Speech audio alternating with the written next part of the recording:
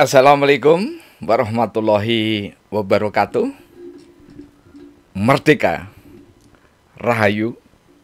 Pemirsa yang dirahmati Allah, Tuhan Yang Maha Esa, bersua kembali di kanal Hikmatologi.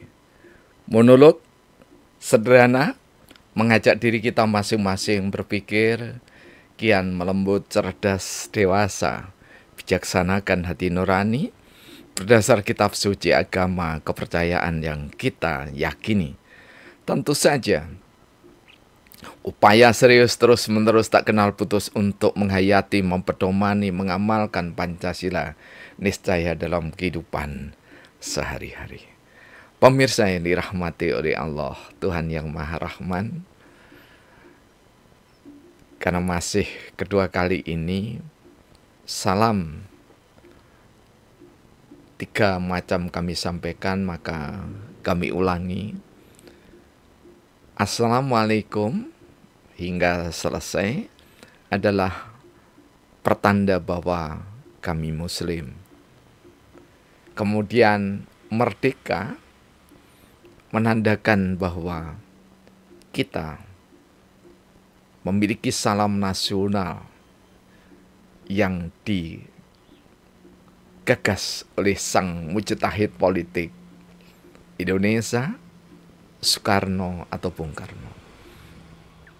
Dan Rahayu adalah salam lokal Jawa, tetapi tidak semuanya Jawa, karena Jawa itu di bagian setelah Jawa Tengah itu Sunda, yang biasanya menyapanya dengan Sampurasun. Ya. Nah, ketika salam itu kami sampaikan dengan harapan bahwa kita ada dalam kesejatian berbangsa, bernegara, sekaligus kita ada dalam kesejatian dalam beriman kepada Tuhan Yang Maha Esa, sembari terus-menerus untuk mengangkat kearifan lokal dengan salam Rahayu. Rahayu sendiri kalau teruskan Sagung Dumadi ya, masih bisa diperpanjang Mamayu Ayu Hayuning Bawono Langgeng, maka itu menjadi tema tersendiri di dalam monolog sederhana ini, insya Allah. Nah, kali ini kita mencoba untuk menyambut seruan dari Gus Soleh. Jadi Gus Soleh ini adalah aktivis dari tokoh-tokoh Nahdlatul Ulama. Beliau insya Allah ada di Jawa Barat sana, dan atas prakarsa serta undangan beliau, kami dulu 2 kali, kalau tidak 3 kali, ya, insya Allah, sahabat NU, kami diminta sebagai keynote speaker. Demikian juga waktu lahirnya Pancasila, dan satu lagi dalam satu acara. Terima kasih Gus Soleh. Dan Gus Soleh mengirimkan satu unggahan, postingan atau berbagi. Wahai orang-orang kaya, janganlah bermental miskin. Belilah gas LPG 12 kg. Jangan kau ambil hak subsidi negara untuk warga miskin. Jangan beli gas melon 3 kg. Ini tentu saja adalah sambutan atau seruan yang sangat hangat, patut untuk kita sikapi dan sekaligus kita pakai sebagai perilaku ekonomi bangsa Indonesia. Tentu saja Gus Soleh yang termasuk pemikir di kalangan tokoh Nahdlatul Ulama, khususnya Jawa Barat dan bahkan sudah menasional ini ya. Jadi Gus Soleh MZ ini berbaginya itu pasti bermanfaat. Bahkan sampai menggeser tema saya pagi hari ini. Sebetulnya tema saya bukan itu ya. Jadi bukan menanggapi seruan atau himbauan Gus Soleh ya. Tetapi kami mau meneruskan rahmat yang kemarin ada di serial yang ke-900. Tidak mengapa, karena justru kami tertantang untuk memberikan tanggapan ya. Tentu saja kalau ada perbedaan itu mengayakan bineka lektika dalam kehidupan intelektualitas kita ya. Pemirsa yang dirahmati oleh Allah, nah cuman sebelum kami berlanjut ya, kami persilahkan ya, termasuk Abah Ustadz Trijoko ya, yang satu grup dengan kami ya. Ini tidak kelihatan ini Ustadz ya. Ustadz Trijoko dan seluruh anak bangsa, marilah kita kalau pas tidak puasa seperti hari ini, insya Allah ya, pagi-pagi setelah kita makan buah ya, kita sempatkan untuk minum kopi. Dan kopi ini ya tidak kami tunjukkan begini, nanti bisa oh bisa nampak ya. Jadi kopi hitam legam ini tanpa gula, insya Allah untuk menguatkan jantung kita, kemudian untuk mencegah sekaligus mengobati diabetes mellitus ya, kemudian untuk menguatkan kesehatan lambung kita, untuk meningkatkan imunitas tubuh kita, dan untuk membugarkan jiwa raga kita. Bismillahirrahmanirrahim.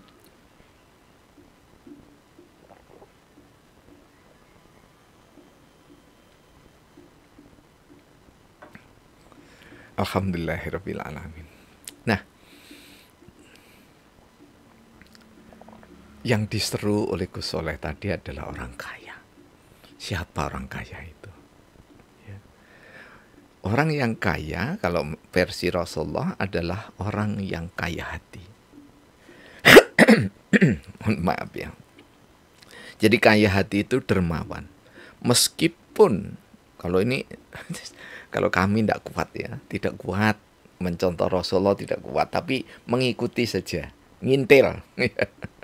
Kalau mencontoh Rasulullah 3 hari tidak makan, hari keempat baru mau makan roti, ya, roti gandum itu ya, masih ada di piring.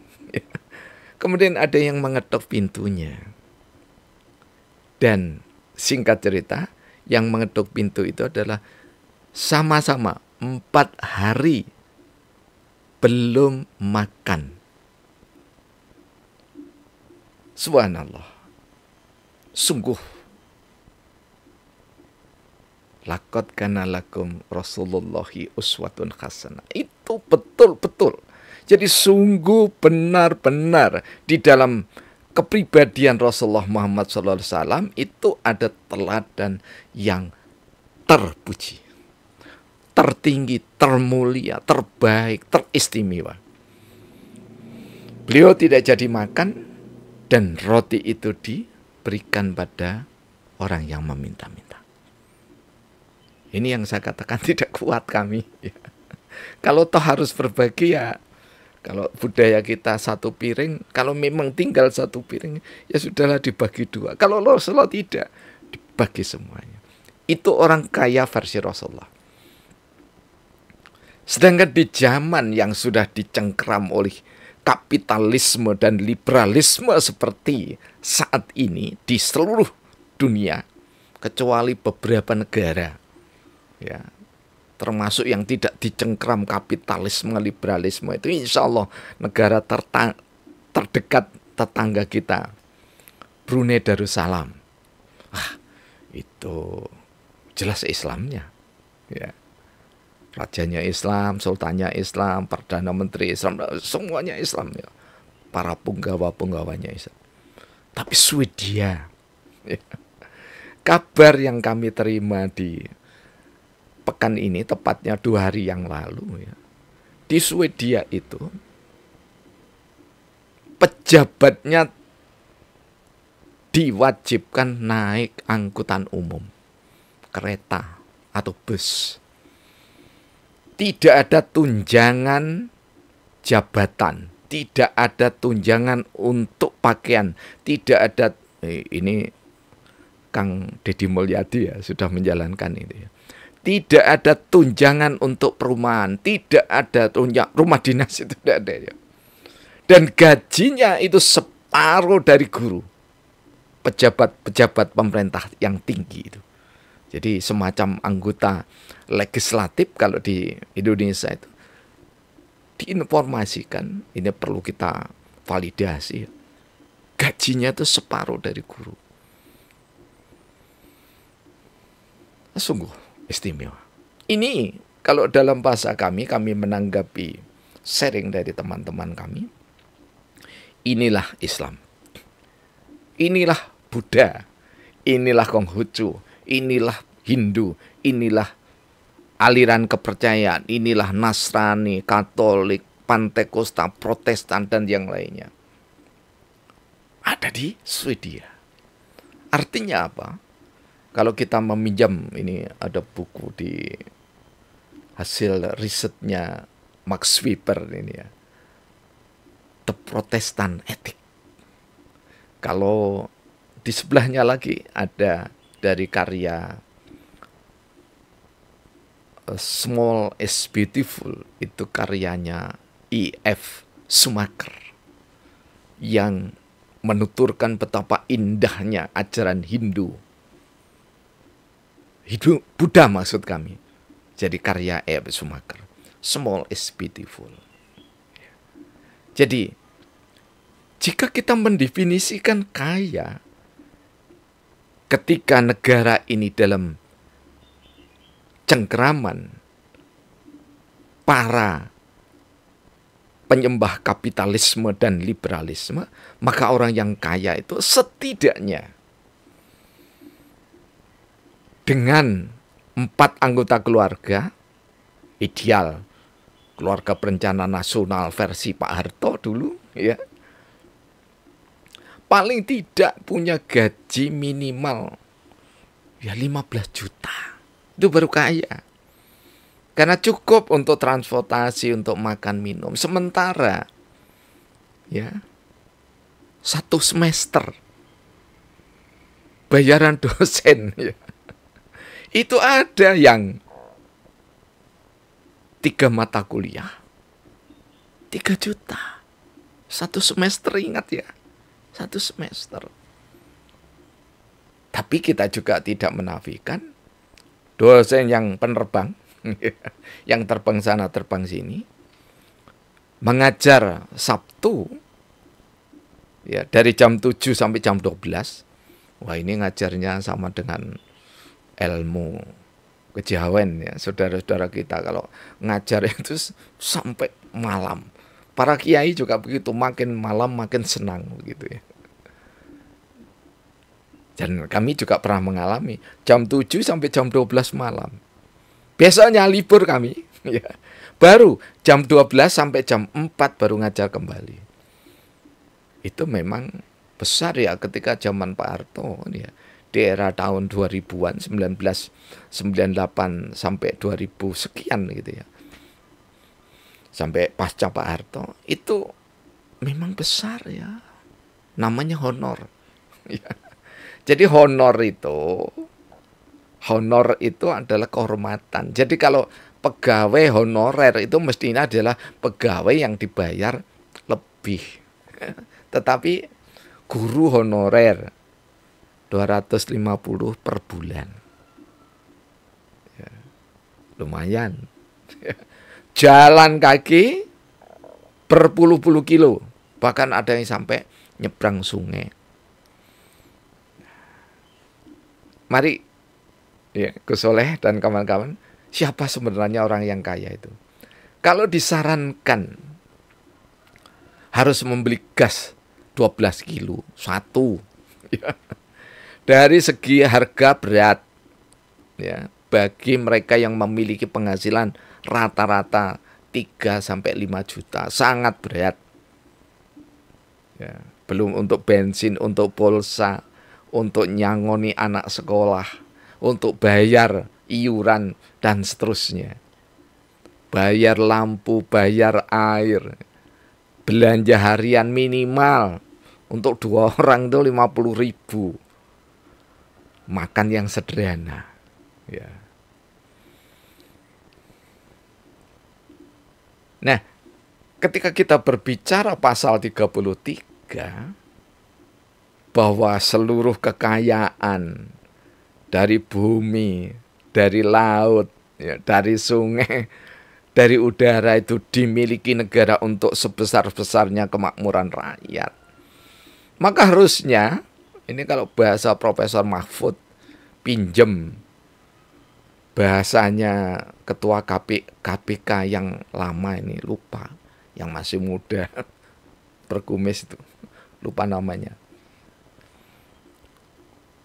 Pengangguran di Indonesia mulai dari bayi sampai dengan seusia kita ke atas itu 20 juta yang nganggur. Sebetulnya tidak ada bangsa ini yang nganggur, anak bangsa yang nganggur, tidak ada. Orang yang sholat itu bekerja, orang yang ke gereja itu bekerja, yang ke vihara itu bekerja, yang ke kelenteng itu bekerja, yang ke pura itu bekerja, yang ke tempat-tempat ibadah, saudara-saudara kita, penghayat, itu semuanya ibadah, mendoakan untuk dirinya sendiri, mendoakan istri, anak, suami, orang tua, mbah buyutnya, mendoakan, memohonkan ampun atas dosa para guru dan pemimpinnya. Itu berdoa, itu adalah bekerja. Tetapi kita di Indonesia yang gemah ripah lo jinawi, toto tentrem karto raharjo kadyos siniram banyu sakwindu lawase, dalam pidato Bung Karno tahun 50-an itu ya, yang diterjemahkan oleh Kus Plus, kail jan jala cukup menghidupimu. Karena apa? Lautnya, kolamnya, kolam susu. Ya. Jadi, selain berat yang 12 kilo itu di harga, juga berat, apalagi usia-usia kami begini ya, untuk mengangkat galon 12 kilo plus tabungnya tidak kuat. Tidak kuat, Gus Soleh. Nah, kalau sudah habis gasnya, kita cari bantuan kemana? Anak-anak sudah pada kerja, cucu masih belum kuat karena masih kecil, SD. Ini harus dipertimbangkan, bukan perkara besar dan kecil. Dan ditulisi untuk warga miskin. Harusnya itu dihapus. Jangan dimiskin-miskinkan Indonesia ini. Katanya bangsa besar. Tapi mengapa kok masih doyan memiskinkan sesama saudara? Miskinkanlah orang-orang yang jelas-jelas korupsi itu. Miskinkan. Dengan cara apa? Rampas seluruh harta kekayaannya untuk negara. Gunakan sebesar-besarnya untuk kemakmuran rakyat Indonesia. Agar kita juga bisa membantu saudara-saudara kita yang kesulitan di negara dan bangsa lain. Hukum mati sederhana, pancung di tengah alun-alun, dan cabut hak politiknya 7 turunan. Mengapa 7 turunan? Karena ada orang sekeluarga yang cucunya saja ketika harus ke kantor tidak naik ojek, tidak naik Grab car, tidak naik mobil karena macet, apalagi kereta tidak, apalagi bus umum tidak, tetapi naik heli sama kopter. Ya, itu berarti kekayaannya melebihi segalanya. Dan versi teologi tauhid sila pertama, jangan sampai kekayaan itu hanya berputar-putar di sekelompok manusia kapitalisme, liberalisme saja. Ini yang harus diperjuangkan. Ya. Jadi jangan sampai kita tetap anak bangsa dilabeli miskin, karena label itu dalam bahasa Jawa yang menurut kami diambil dari kalimah basmalah, biism, kanti kesadaran asmanipun Gusti kang murbeng gesang, Allah Subhanahu wa taala, Sang Yang Widiwasa, Gusti Allah, Sang Yang Widi, Tuhan Yang Maha Esa. Ism, asmo, berarti meninggikan, memberikan penghargaan tinggi. Dan kita adalah manusia diciptakan oleh Allah dalam versi Islam sempurna. Betapapun manusia memandang ada kelemahannya, di hadapan Allah sempurna. Orang yang kekurangan, mohon maaf, anggota tubuhnya sempurna. Karena apa? Dia akan menghadirkan orang lain untuk menolongnya. Dengan apa? Ada dengan maaf. Tangan bukan palsu, tangan buatan, kaki buatan, pendengaran, penglihatan, dan yang lainnya. Membuat yang bisa berkarya dengan teknologi dan yang lainnya berderma. Dan Rasulullah Muhammad SAW bertutur, saling berbagi hadiahlah di antara kalian, maka akan memupuk rasa cinta dan persaudaraan. Jadi orang-orang yang angkuh, orang-orang yang sombong, orang-orang yang takabur, yang melebihi Fir'aun, sampai mampu membeli laut, membeli samudra, membeli ruang angkasa, membeli udara. Mudah-mudahan kekhawatiran saya sangat tidak benar. Karena dikhawatirkan nanti ada perusahaan yang mengkapling udara. Kemudian setiap nafas 1 menit diberikan harga. Kalau sudah manusia keburukannya melebihi binatang ternak, ulaika kal an'am bal hum adul, maka dia tidak bisa berpikir untuk saudara sesama anak bangsa. Karena itulah, jika ingin dunia damai, jika ingin negara damai, jika ingin dunia sejahtera, jika ingin dunia bahagia, merdeka, tanpa penjajahan, tahun 57 insya Allah ditawarkan oleh Bung Karno Pancasila. Mengapa tidak ditawarkan Islam?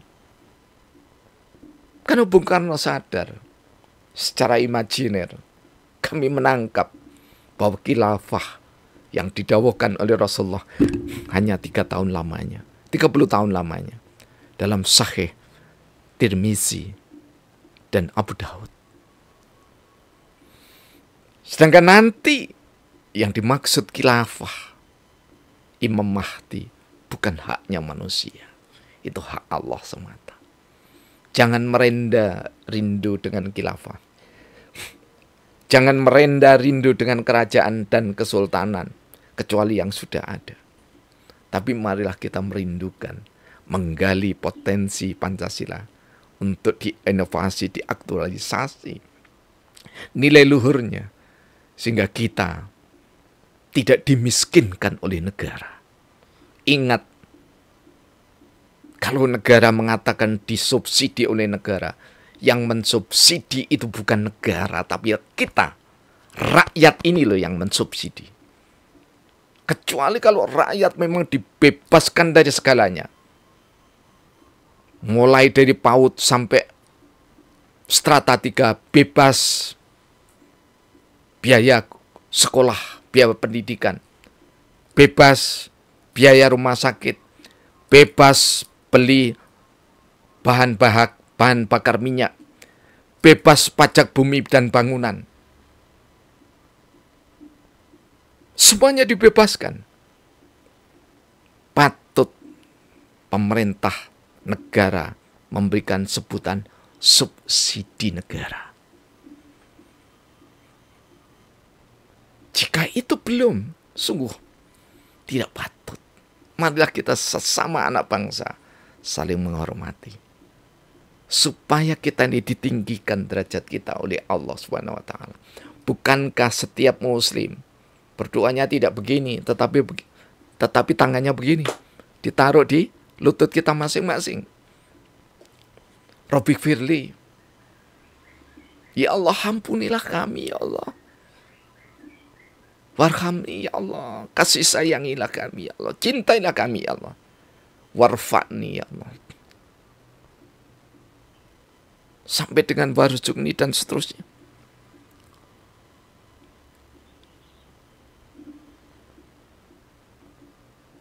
Kita meminta kepada Allah dengan tangan tertelungkup, menunjukkan bahwa kita tidak berdaya dan negara pun tidak punya daya. Daya dan upaya itu dari Allah Tuhan Yang Maha Esa. Kekayaan hutan, kekayaan laut, flora, fauna, dengan segenap kekayaan Indonesia tercinta. Ini bukan milik penguasa, bukan milik konglomerat, tetapi milik negara. Di dalam negara itu ada rakyat. Di dalam negara itu ada warga negara. Di dalam negara itu ada wilayah. Di dalam negara itu ada kedaulatan. Di dalam negara itu ada pengakuan. Secara yuridis ada pengakuan dunia internasional. Dan negara itu ketika berdaulat maka rakyat berdaulat. Dan ketika rakyat berdaulat, negara berdaulat. Semoga sentuhan monolog sederhana ini setidaknya membuka wawasan kebangsaan kita. Jangan pernah miskinkan sesama anak bangsa. Karena sesungguhnya, sejatinya, esensinya, hakikatnya, orang yang miskin adalah orang yang senantiasa tidak pernah puas dengan kekayaan yang triliunan, yang beratus miliar, tetapi masih merambah menjajah milik negara, milik rakyat. Itulah miskin sejati. Sedangkan rakyat yang nampaknya antri LPG, yang membayar BPJS, itu adalah rakyat yang kaya raya. Karena dia sakit tidak sakit, gotong royong menolong sesama. Mohon maaf atas kekhilafan kekurangan. Semoga bangsa Indonesia kian lembut, cerdas, bijaksana, beriman, berislam, berihsan tentu saja bagi yang muslim, dan bersaudara betapapun kita beda segalanya. Terima kasih. Wassalamualaikum warahmatullahi wabarakatuh. Merdeka. Rahayu. Praktek biologi dan bersari